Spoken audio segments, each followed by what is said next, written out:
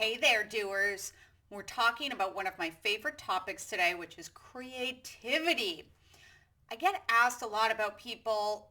I don't think they think they're going to run out of ideas. I think the fear is, how do I continuously come up with ideas in creating content? So let's say you want to start a blog post and you feel after a few weeks in that there are not possibly enough ideas to keep you posting once a week. That adds up to hundreds of posts over the years, right? Well, I'm going to let you in on a little secret from an art school kid.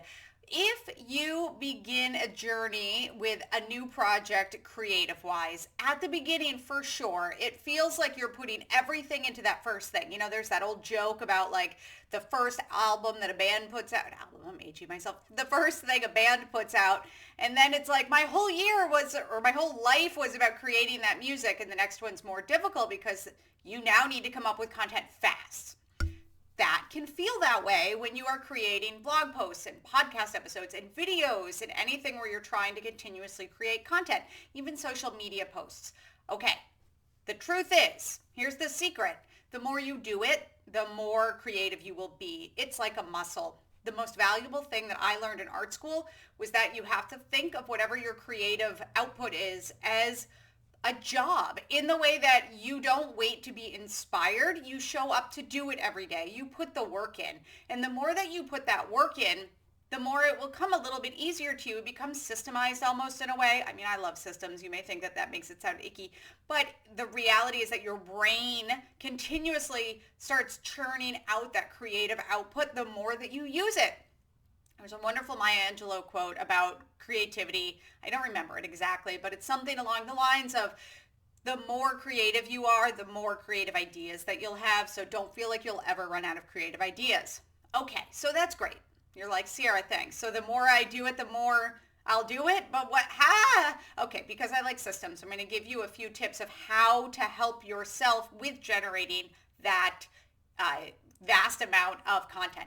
Now, I will say, I personally put out a 5-minute video, a 20-minute podcast, and a 1,500 to 2,000 word blog post every week. Okay, that's a lot of content. I also write books, and I'm in the middle of writing my second book. This morning, I wrote 2,500 words for the book.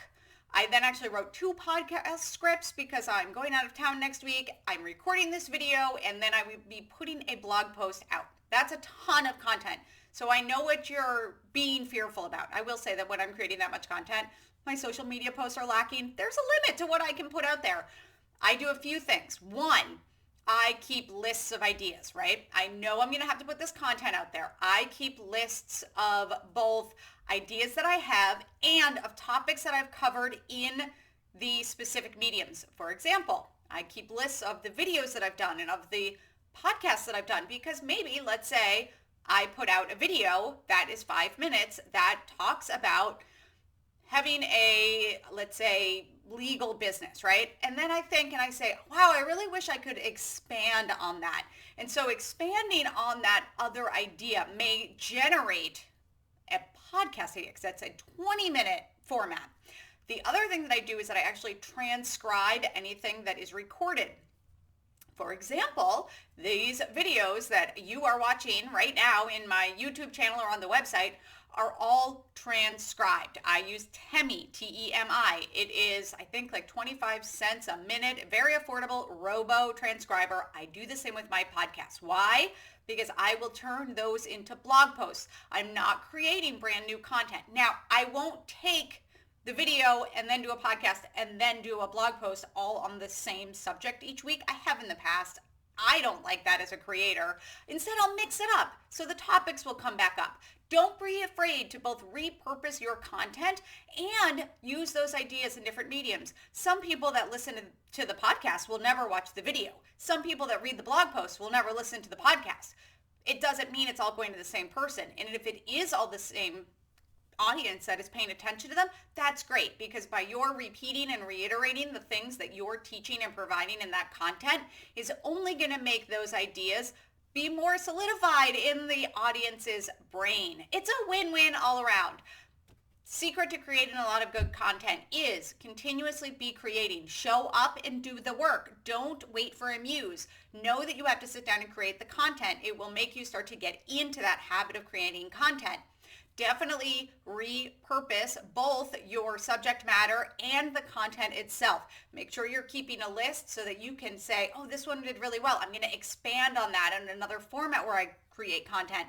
And then, of course, use the content that you're creating to actually create in another format. That works especially well. I want to say that Gary Vaynerchuk said at one point that he turns like one piece of content into something like 120 different little bits.